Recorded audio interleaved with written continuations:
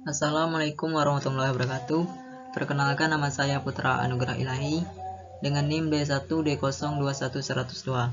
Jadi saya akan mempresentasikan hasil dari PPT kelompok saya yang berjudul Penentuan Kriteria Fungsi Hutan Studi Kasus Taman Nasional Kerinci Sebelat atau TNKS.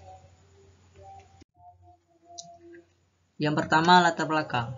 Taman Nasional Kerinci Sebelat TNKS membentang bagai karpet hijau zamrud antara Provinsi Jambi dan Sumatera Barat. Hutan hujan tropis yang meliputi pegunungan dan dataran rendah ini mengandung kekayaan hayati yang sangat berharga. Beragam flora dan fauna endemik Sumatera menghuni kawasan ini.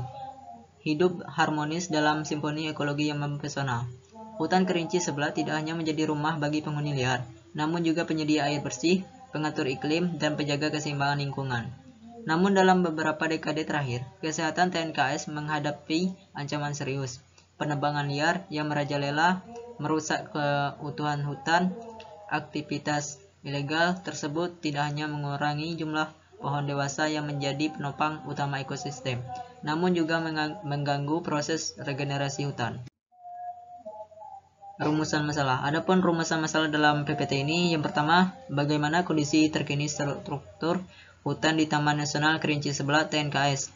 Yang kedua, apa saja tipe vegetasi yang ada di TNKS berdasarkan struktur hutan. Adapun tujuan masalah, yang pertama, menganalisis kondisi terkini struktur hutan di Taman Nasional Kerinci Sebelat atau TNKS, meliputi kerapatan pohon, kelimpahan jenis pohon, tingkat regenerasi hutan, dan yang kedua, mengembangkan klasifikasi tipe vegetasi di TNKS berdasarkan struktur hutan. Selanjutnya, tinjauan pustaka. Taman Nasional Kerinci Sebelat atau TNKS merupakan kawasan hutan hujan tropis yang luasnya mencapai 1.484.650 hektar. TNKS memiliki keanekaragaman hayati yang tinggi dengan berbagai jenis flora dan fauna endemik Sumatera.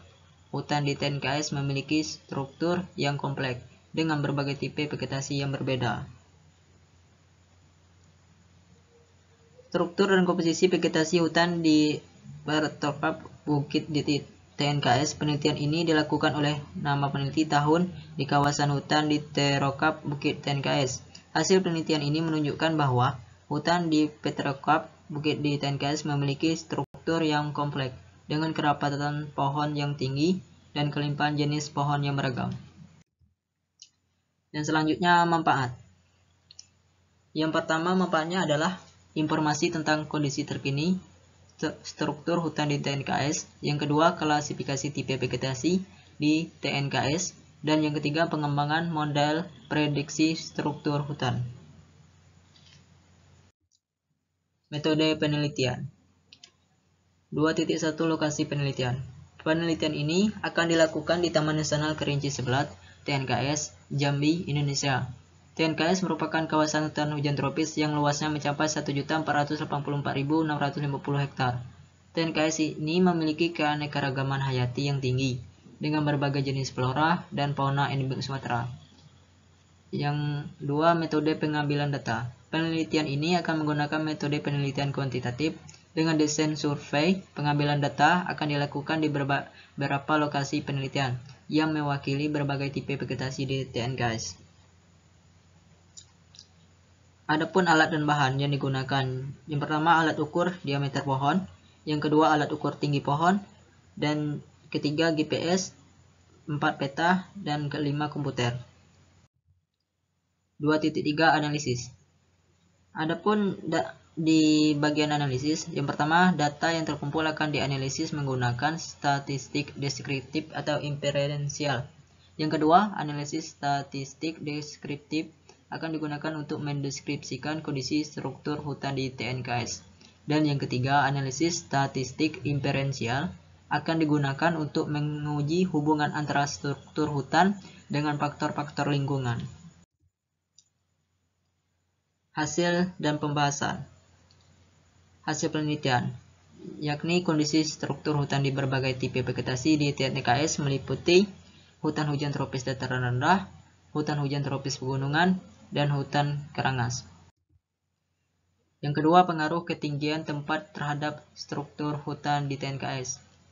Kerapatan pohon menurun dengan increasing ketinggian tempat kelimpahan jenis pohon, menurun dengan increasing ketinggian tempat tingkat regenerasi hutan menurun dengan increasing ketinggian tempat, yang meliputi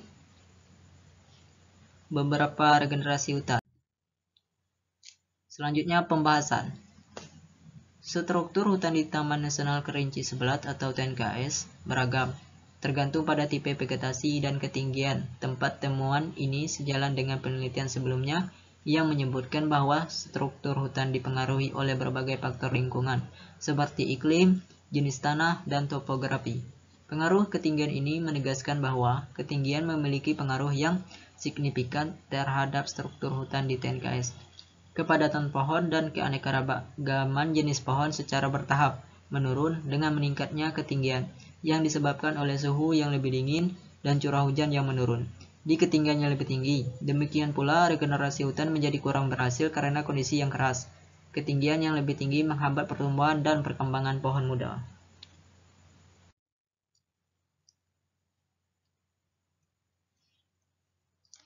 Kesimpulan. TNKS bervariasi tergantung pada tipe vegetasi dan ketinggian tempat.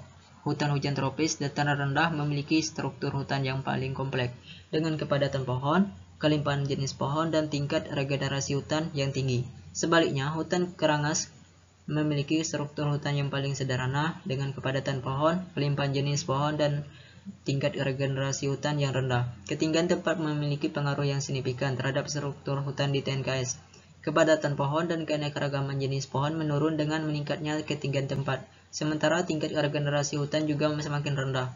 Temuan ini penting bagi pengelola TNKS dalam mengembangkan strategi konservasi yang tepat untuk berbagai tipe vegetasi dan ketinggian tempat. Upaya konservasi yang intensif diperlukan untuk melindungi hutan kerangas dan hutan ketinggian yang lebih tinggi yang rentan terhadap degradasi. Sekian hasil dari presentasi saya, lebih dan kurang saya mohon maaf. Saya akhiri. Wassalamualaikum warahmatullahi wabarakatuh.